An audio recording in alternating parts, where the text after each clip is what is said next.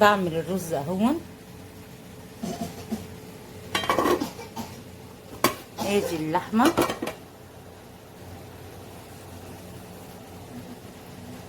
هضيف على اللحمه التوابل: بصل، ورق لوري، زعتر، فلفل اسود، حبهان، توابل، بهارات لحمه.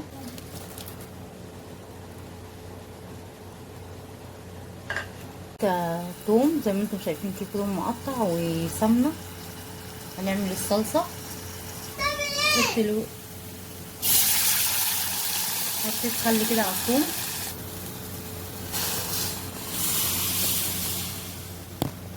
هحط هنا ملح وفلفل اسود وحبه سكر عشان ما ايه الحموضه.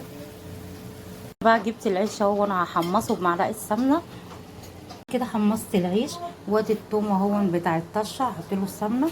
وهنا ده هحمر فيه اللحمه. بحب احمر اللحمه كده بالثوم والسمنه، بتديها طعم جميل قوي. هنا هحط السمنه والخل عشان نعمل الطشه. هنا بقى هحط الرزه بتاعت العيش زي ما انتم شايفين كده. هحط الرز، نسقي بقى الفته كده.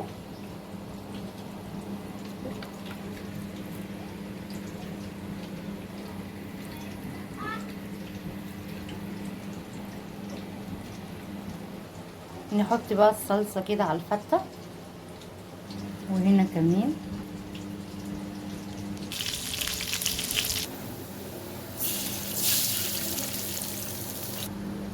كل سنه وانتم طيبين، وعيد اضحى سعيد عليكم. كل سنه وانتم طيبين.